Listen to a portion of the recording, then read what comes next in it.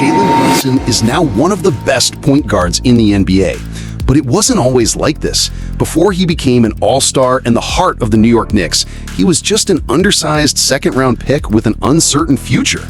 Nobody expected him to carry a franchise. But through hard work, grit, and an unshakable love for the game, Brunson rewrote the story. This game is very special to me. This game means everything to me. I put my entire life into this game. From coming off the bench in Dallas to becoming the brightest star in the Big Apple, this is the story of Jalen Brunson. His journey starts in Cherry Hill, New Jersey, just south of New York City, where basketball was already in his blood. His father, Rick, spent nearly a decade in the NBA and even played for the Knicks, so Jalen practically grew up in locker rooms.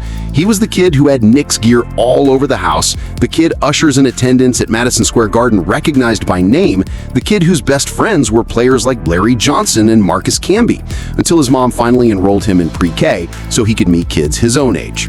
For Jalen, the game wasn't just something he watched, it was the world he lived in. And from the very beginning, he knew he wanted to follow in his dad's footsteps and make basketball his life.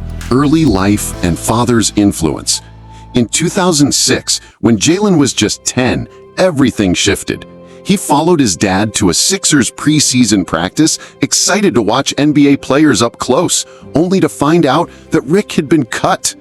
That moment crushed him. But before leaving the locker room, Rick bent down to his son and said, "If you really want this, you've got to work like nobody's business." Those words became Jalen's compass. His father's playing career ended that day, but his coaching journey began, and with it came years of instability. The Brunsons packed up and moved 7 different times as Rick chased jobs, but through all the chaos, basketball was Jalen's anchor. By 7th grade, he gave up every other sport, choosing hoops and nothing else. That's when his dad became more than a coach. He became his personal trainer. Workouts were brutal, full-speed drills, shot after shot, relentless corrections, no shortcuts. 3 days a week turned into daily sessions as Jalen hit high school. And instead of breaking under the pressure, he embraced it. He learned early that talent alone wasn't enough. It was work, discipline, and resilience that made the difference. Rick often said he didn't understand how hard he had to work until he got to the NBA, and he refused to let his son make the same mistake. By instilling that mindset from the start, he wasn't just building Jalen's game, he was building his future. High school success was when Jalen Brunson's story began to shine.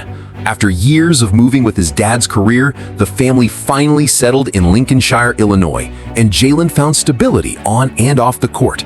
At Stevenson High School, he quickly became a legend. As a freshman, he earned all Lake County honorable mention, but his sophomore year put him on the map. Stevenson started 10-4, then Brunson led them on a 19-game winning streak to the state championship game against powerhouse Simeon Career Academy, led by Jabari Parker and Kendrick Nunn. Despite his best efforts, Stevenson fell 58-40, and Jalen was held to just 1 point in the second half. The loss was painful, but it lit a fire in him. He still averaged 21.5 points that year and was the only sophomore named All-State. As a junior, he elevated again. Stevenson went 32-1, and in the state semifinals against Jahlil Okafor's Whitney Young, Brunson delivered one of the greatest performances in Illinois high school history, scoring 56 points in a record-setting game. The crowd was stunned, but Stevenson lost 75-68. Even so, Jalen's season was unforgettable. 26.1 points, 5.4 rebounds, 4.7 assists, 2.9 steals, Illinois Gatorade Player of the Year, and the only junior on the All-State first team. Suddenly, he was a 5-star recruit, ranked #1 in Illinois, with scholarship offers pouring in. Before his senior season, he committed to Villanova, drawn to their culture and toughness. In his final year, Brunson finally got his storybook ending. Back in the state championship game, there was no heartbreak this time. He dropped 30 points to lead Stevenson to a 57-40 win and their first ever state title. After the buzzer, he hugged his parents in tears, calling it one of the best moments of his life. "Me and my dad had a moment I'll never forget," he said. Along with the title, Jalen set the career scoring record in Lake County, was crowned Illinois Mr. Basketball, and repeated as Gatorade Player of the Year. From losing 2 straight championship games to finally lifting the trophy, Jalen's high school career was a mix of heartbreak, resilience, and triumph. By the time he left for Villanova, he wasn't just an undersized guard with dreams anymore. He was a proven winner, a state champion, and a player ready to take on the next level. College dominance at Villanova. As that chapter closed, Brunson turned his focus to college ball, carrying the weight of being a top recruit with all eyes on him to deliver. And he wasted no time showing he belonged. From the moment he stepped onto the court at Villanova, the Wildcats surged, climbing to the top of the national rankings and finishing the season as the 6th-ranked team in the country. When March Madness came, Brunson was ready for the bright lights. In the Elite Eight against powerhouse Kansas, it was a battle for the ages. Both sides trading baskets in a nail-biting finish, but it was Jalen's ice-cold free throws that sealed the deal, sending Villanova to the Final Four. From there, they dismantled Oklahoma, setting up a legendary title game against North Carolina, a game still remembered as one of the greatest in NCAA history. As a freshman starter, Brunson may not have been the headline guy, but he was a rock in the lineup when Chris Jenkins buried that iconic buzzer beater that delivered Nova a national championship. By his sophomore year, Brunson wasn't just a role player anymore, he was the engine, averaging nearly 15 points and over 4 assists per game, earning first-team All-Big East honors. He proved he was more than capable of leading, even though the Wildcats suffered an early tournament exit. That disappointment only fueled him, setting the stage for one of the most dominant redemption runs ever. In his junior season, Brunson took over. No more doubts, no more questions. This was his team. He elevated his game to another level, averaging 19 points and almost 5 assists, orchestrating Villanova's offense with precision and confidence. And most importantly, winning. The Wildcats didn't just win games, they crushed teams, running through the NCAA tournament and winning every matchup by double digits, culminating in another national title. This time, Brunson was no sidekick. He was the leader, the face, the guy everyone turned to when the pressure mounted. He was named National Player of the Year, sweeping nearly every major college award, cementing his place in history as one of the greatest to ever play at Villanova. For Brunson, every step of the journey carried the same storyline. People doubted him. They said he was too small, not athletic enough, not quick enough. And every single time, he responded by proving them wrong. From high school stardom to 2 national championships and the title of best player in college basketball, he had built a resume that should have erased all doubts. But little did people know, the biggest test of Jalen Brunson's career was still waiting for him at the next level, the NBA draft and early struggles. With nothing left to prove after another dominant year at Villanova, Jalen declared for the NBA draft. On paper, his resume screamed lottery pick. 2 national championships, a National Player of the Year award, and a reputation as one of the most reliable leaders in college basketball.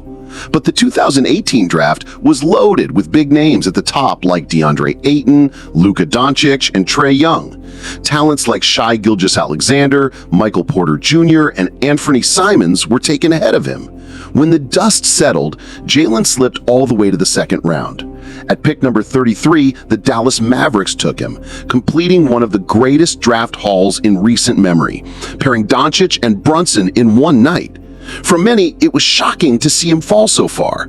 He had the pedigree, the toughness, and the track record of winning, yet scouts doubted whether his game would translate. They said he was too small, too slow, not athletic enough to hang with NBA guards. Most thought his ceiling was a career backup. Brunson didn't care. His first season wasn't flashy. He was buried on the depth chart behind Dennis Smith Jr. and Luka, but when his number was called, he delivered. In February, starting in place of Luka, he dropped 22 points, then followed it up with 34 against the Spurs, proving he belonged. By the end of the year, he'd carved out a role as the Mavs' 6th man. But just as things were looking up, Jalen hit his first major roadblock. Midway through his second season, he tore the labrum in his shoulder and needed surgery, ending his year early. For any player, especially a young guard still trying to prove himself, that kind of injury can be devastating. Shoulders are everything in basketball: shooting, dribbling, finishing through contact. And there were whispers that he might never be the same again. Breakout in Dallas. Brunson was no stranger to adversity, and after recovering from injury, he confidently said, "Shoulders 100%, I'm ready to go." In his third year, he broke out, posting career highs of 12.6 points, 3.5 assists, and 3.4 rebounds, while finishing fourth in Sixth Man of the Year voting. Dallas finished fifth in the West, giving him his first playoff run, but it went poorly. His numbers dropped across the board. His plus-minus was an ugly -56, and the Mavs lost in 7. Instead of extending him while his value was low, Dallas just picked up his option for a fourth season, a decision they would soon regret. Because in year 4, Brunson turned himself into a star. That rough playoff run fueled him, and he entered the 2021-22 season determined. He earned a starting spot and delivered. There was a period where Luka went out and I started, and I was playing really well. I was averaging like 20 and 6 maybe. Over the season, he put up 16.3 points, 4.8 assists, and 3.9 rebounds, helping Dallas secure the 4th seed. But the real breakout came in the playoffs. With Luka sidelined against Utah, Brunson carried the Mavs. After a Game 1 loss, he exploded for 41 points, 8 rebounds, and 5 assists in Game 2, then followed with 31 points and 6 assists in Game 3. Suddenly, the Mavs led 2-1 without Luka, and Jalen had announced himself as a star. Luka returned later, but Brunson had already proven he could shoulder the load. Dallas won the series in 6. In the second round, he stayed hot, averaging nearly 19 points against the 64-win Suns and helping Dallas shock them in 7. The Mavs eventually lost to Golden State in the conference finals, but Brunson had erased all doubt. He wasn't just Luka's sidekick, he was a player ready to lead. His price skyrocketed, and now Dallas had a problem. I really did want to stay in Dallas. Before my 4th season, we tried to extend. The most we could get was like 4 years, $55 million. I thought I would be there for a long time, and I liked my role there. But that moment had passed. When Brunson hit free agency, the Knicks saw their chance, and the rest of the league realized Dallas had let a future star slip away. Return to New York and Knicks revival. Plenty of teams wanted Jalen Brunson, but the Knicks were the natural fit. They hired his father, Rick, as an assistant coach, and Leon Rose, the team president, was once his agent. So when New York offered him a 4-year, $104 million deal, it felt like destiny. Critics mocked the move, calling it an overpay for a guard who was just Luka Doncic's sidekick in Dallas. But for Jalen, this was more than money. It was a homecoming. As a kid, he roamed Madison Square Garden wearing a Knicks jersey, and now kids wore his. And with his dad on staff and his best friends on the team, he said, "When you have your support group around you, it allows you to be yourself." The Knicks had been lost for years, making only one playoff appearance in nearly a decade and getting embarrassed by Atlanta. But Brunson was the spark they needed. His bulldog mentality fit Tom Thibodeau's demanding system, and having first met Thibs back in 8th grade when his dad worked for the Bulls, he already knew what kind of coach he was. Now, he was the one running the show, and he thrived. As the primary ball handler, he made life easier for everyone, especially Julius Randle, who said, "He just made the game a million times easier for me."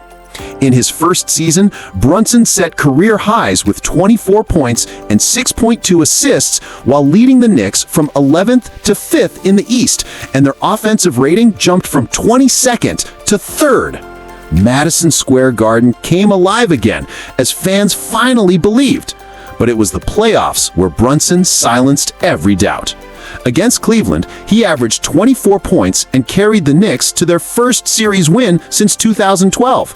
And in the second round against Miami, he took his game to another level, averaging 31 points and scoring 41 in the elimination game, even as New York fell short. In one season, the so-called overpaid role player turned into the face of the franchise, the 33rd pick who carried the weight of New York basketball and gave the city hope again. Historic 2023-24 season. When the 2023-24 season began, all eyes were on Jalen Brunson and the Knicks. Was last year just a flash in the pan, or could this undersized second-round pick truly carry New York? Brunson answered with one of the greatest seasons in franchise history. He erupted for a career-high 61 points against the Spurs, then casually tied an NBA record by hitting 9 threes without a single miss against the Suns. Night after night, he delivered masterpiece performances, becoming only the 4th Knick ever to score 40 in back-to-back games, and tying the team record for most 30-point games in a season with 36. The chants of MVP inside Madison Square Garden weren't just noise anymore, they felt real. For the first time in his career, Brunson was an all-star, and the Knicks stormed to the 2nd seed in the East. Then came the playoffs and the real test. Their first-round matchup was brutal. Joel Embiid returned for the Sixers, and Julius Randle was lost for the year. But Brunson didn't blink. He closed the series with 3 straight 40-point explosions, something no Knick had ever done and no player had managed since Michael Jordan. Madison Square Garden shook with every basket, every floater, every clutch 3. In the second round against Indiana, Brunson picked up right where he left off, dropping 40 again in Game 1, joining an exclusive club of just 4 players in NBA history to record 4 straight 40-point playoff games. But fate wasn't on the Knicks' side. Mitchell Robinson broke his ankle, OG Anunoby strained his hamstring, Josh Hart went down in Game 6, and finally Brunson himself fractured his left hand in Game 7. Even then, he never complained. After carrying New York on his back, he simply said, "Tired is for the weak. Stay strong." Jalen Brunson has almost single-handedly revived one of the biggest franchises in the NBA, proving that sometimes the overlooked pick can change everything. In a city where pressure has crushed so many stars, Brunson has embraced it and turned Madison Square Garden into his stage. And if history tells us anything, he's not done yet. Next year, he'll be back stronger, hungrier, and ready to push the Knicks even further. So what do you think? Can Brunson actually lead New York back to the finals? Or is he just carrying them until the front office gives him more help? Drop your thoughts in the comments. I'd love to hear what you think. Thanks for watching Nonstop, and if you enjoyed this story, check out the next video right here. You don't want to miss it.